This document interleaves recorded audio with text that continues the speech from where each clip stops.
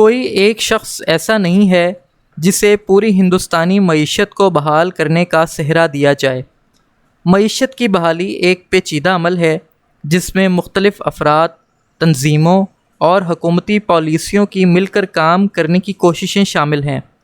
منموہن سنگھ 2004 سے 2014 تک ہندوستان کے وزیر اعظم کے طور پر ہندوستانی معیشت کی تشکیل اور مدد میں اہم کردار ادا کیا۔ یہاں کچھ طریقے ہیں جن میں انہوں نے ہندوستانی معیشت کی ترقی اور ترقی میں تعاون کیا۔ ان کی پیدائش 26 ستمبر 1932 کو پاکستانی پنجاب کے چکوال کے ایک گاؤں گاہ میں ہوئی تھی۔ انہوں نے پنجاب یونیورسٹی کے بعد برطانیہ کی ممتاز آکسفورڈ اور کیمبرج یونیورسٹیوں سے علم معاشیات کی تعلیم حاصل کی۔ وہ بھارتیہ ریزرو بینک کے گورنر رہ چکے ہیں۔ انہوں نے IMF اور ADB کے لیے بھی کام کیا۔ وہ 1991 میں آسام سے راجیہ سبھا کے رکن بنے اور نرسمہا راؤ حکومت میں وزیر خزانہ بنے۔ 1999 میں منموہن سنگھ نے لوک سبھا سے انتخابات لڑے لیکن ہار گئے۔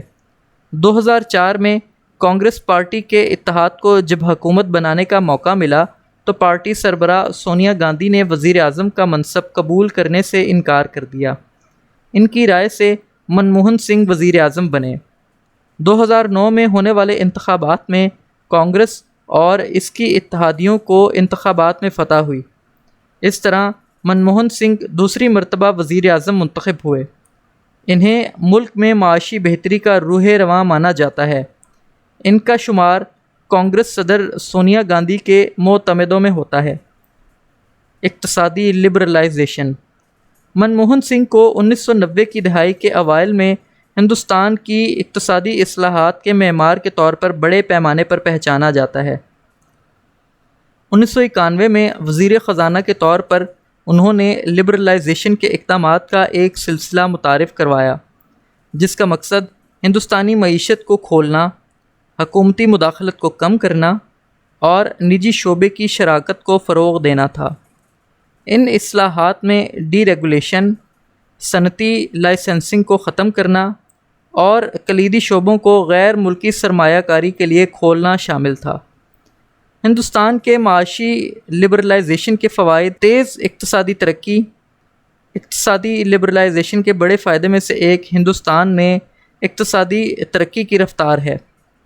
پرائیویٹ سیکٹر کی زیادہ سے زیادہ شراکت کی اجازت دے کر انٹرپرینورشپ کی حوصلہ افزائی اور غیر ملکی سرمایہ کاری کو راغب کر کے لبرلائزیشن نے اقتصادی سرگرمیوں کو تحریک دینے، پیداواری صلاحیت میں اضافہ اور اختراع کو فروغ دینے میں مدد کی ہے۔ ہندوستان کی اوسط سالانہ GDP کی شرح نمو پچھلی دہائیوں کے مقابلے میں 1990 کی دہائی سے نمایاں طور پر بڑھی ہے۔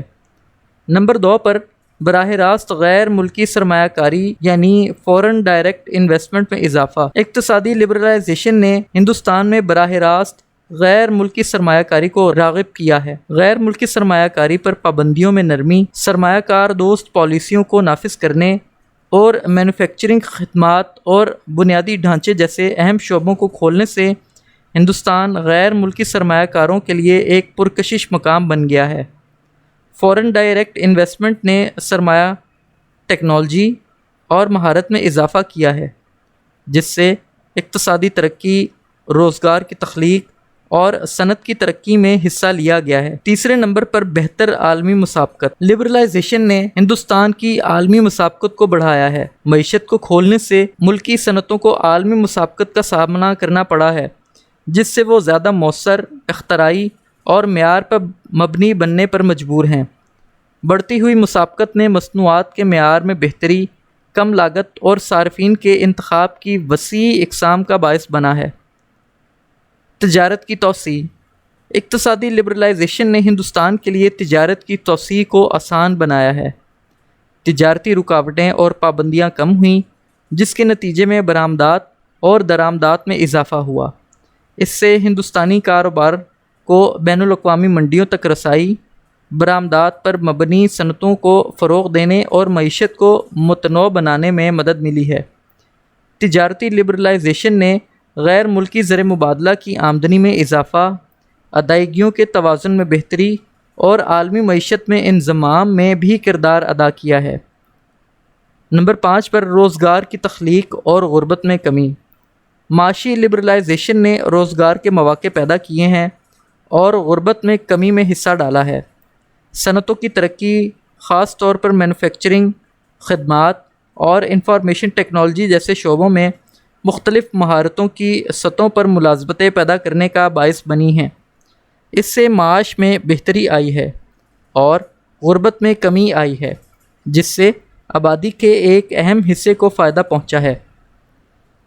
نمبر 6 پر تکنیکی ترقی اور اختراع۔ لبرلائزیشن نے ہندوستان میں تکنیکی ترقی اور اختراع کو فروغ دیا ہے۔ معیشت کو کھولنے سے عالمی ٹیکنالوجیز، علم اور بہترین طریقوں تک رسائی کی اجازت ملی ہے۔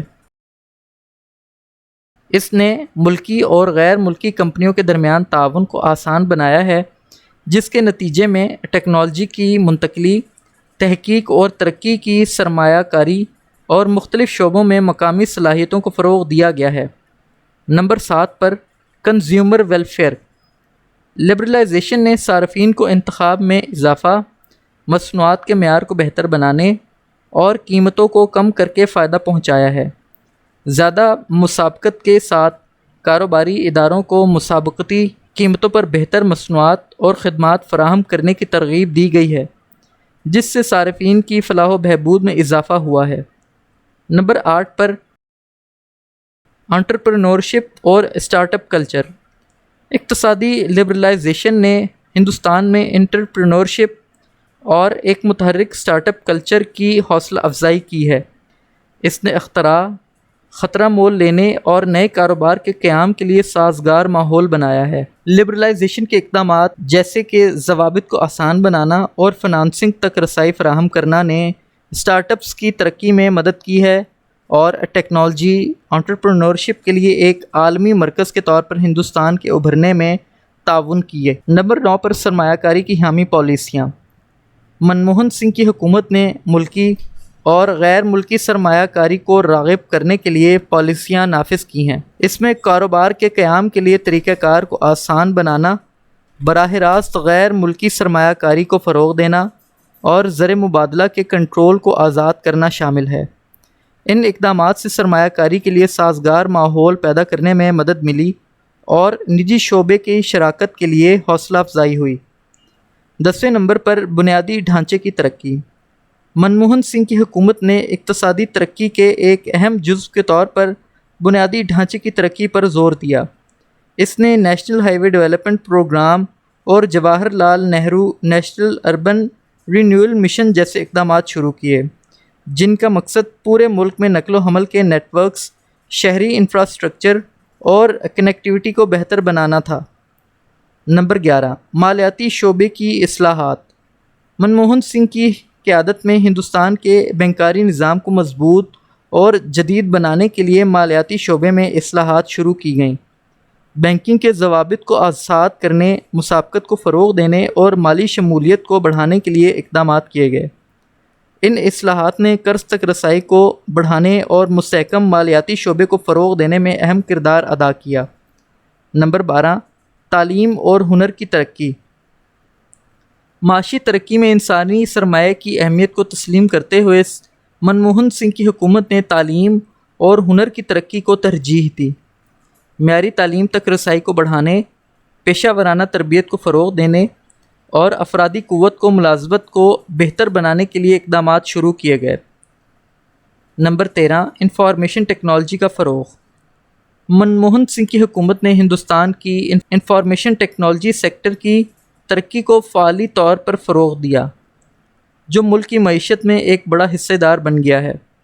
آئی ٹی کی برآمدات کو فروغ دینے، تحقیق اور ترقی کی حوصلہ افزائی اور گورننس اور خدمات کی فراہمی میں ٹیکنالوجی کے استعمال کو فروغ دینے کے لیے پالیسیاں نافذ کی گئیں۔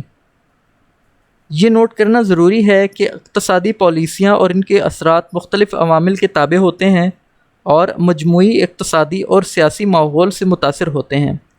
اگرچہ منموہن سنگھ کی شراکتیں اہم تھیں، اقتصادی نتائج اجتماعی کوششوں کا نتیجہ ہیں اور کسی ایک فرد یا حکومت کے اقدامات سے ہٹ کر متعدد عوامل سے متاثر ہوتے ہیں۔